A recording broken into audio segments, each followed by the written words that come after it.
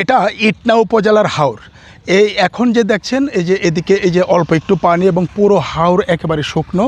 আসলে এই শুকনো হাওরটি এখনই বর্ষাকালে এই হাওরে আমরা যেখানে দাঁড়িয়ে আছি এখানেই থই থই পানি থাকে এবং এই থই থই পানির বুক চিরে নৌকা, ট্রলার এবং বিভিন্ন স্পিড বোট ছুটে বেড়ায়। পর্যটকরা সারা দেশ থেকে এখানে আসেন এই স্পিড বোট, ট্রলার বা ইঞ্জিন চালিত যে নৌকা এগুলি দিয়ে ঘোরার জন্যে। আর এখন হাওরের যে সৌন্দর্য, এই সৌন্দর্যটা কিন্তু আসলেই অন্যরকম।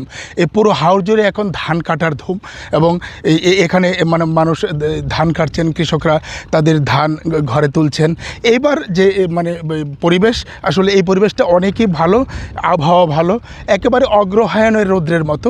এই অগ্রহায়ণের মানে রৌদ্রে এই কৃষক মানে ধান তুলছেন, ধান কাটছেন এবং শুকনোরও কোনো সমস্যা হচ্ছে না। সব মিলিয়ে আমি যদি মানে বলি যে এই ইটনা হাওরের এই যে এখনকার যে দৃশ্য, সেই দৃশ্য আসলে একেবারেই মনোরম, একেবারে অন্যরকম। এই কখনো একটু রৌদ্র, কখনো বাতাস, সব মিলে এই যে চতুর্দিকে একটা সবুজের হাতছানি। এবং এটা এই মানে বর্ষাকালে একেবারে থই থই পানি থাকে এবং এই থই থই পানিতে এই মানুষ একেবারে মানে নৌকায়, ট্রলারে, স্পিড বোটে ভাসতে ভাসতে ঘোরেন। তখনকার যে সৌন্দর্য, সারা দেশ থেকে মানুষ আসে।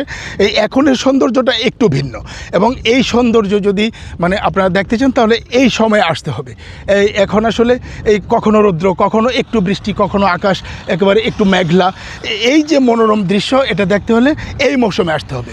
বর্ষা মৌসুমে শুধু থই থই পানি দেখতেই মানুষ এখানে আসেন।